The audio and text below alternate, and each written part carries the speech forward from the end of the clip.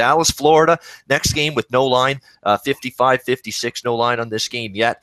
But Dallas will be going with Kari letting him in between the pipes tonight for this game. It's just a question of who's Florida going with. It's probably going to be Roberto Luongo, and it's a question of who's going to be in the lineup tonight as well for the Florida Panthers. I think they've been battling a flu through this team in terms of the last day or two, especially in practice. Jonathan Huberdeau's one guy that was dealing with it.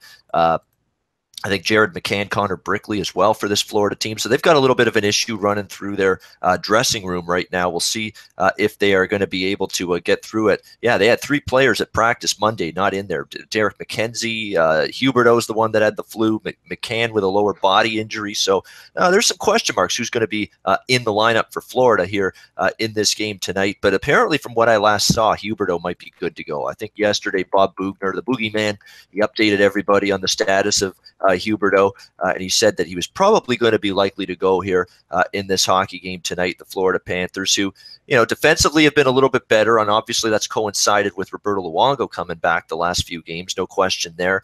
They've allowed 3 goals or less, 3 straight games, but now you're facing pretty potent Dallas Stars team. Dallas, second night of back-to-backs where they were 1-1 with Carolina going into the third period last night, and then the game just completely got away from them. 5-1, terrible. If you had the under, by the way, in this Dallas Carolina game, specifically at 5.5, because I think it was 6 briefly, but then went to 5.5. Holy mackerel, what a brutal loss that is. That's absolutely brutal. I think the 5-1 goal was in the last 5 seconds of that third period. It was just horrendous if you had the under in that hockey game last night with Dallas against Carolina. So condolences and thoughts if you had that under.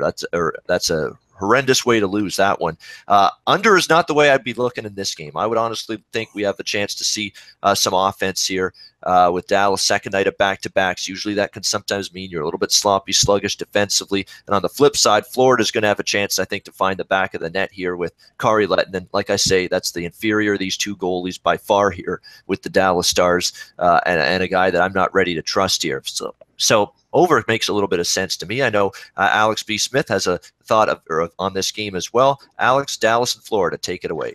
Yeah, like I said, the only way I'm looking at the spot here is over. You got Florida; they've gone 7-1 to the over in their last 8 games at home. Dallas 6-3 to the over their last 9 on the road. Like I said, Lettinen's been pretty much just subpar for quite some time now. And like I said, even if you look at Reimer or Luongo, both goalies have struggled. Antti Niemi was placed on waivers, so he's going to bounce around and end up somewhere else again.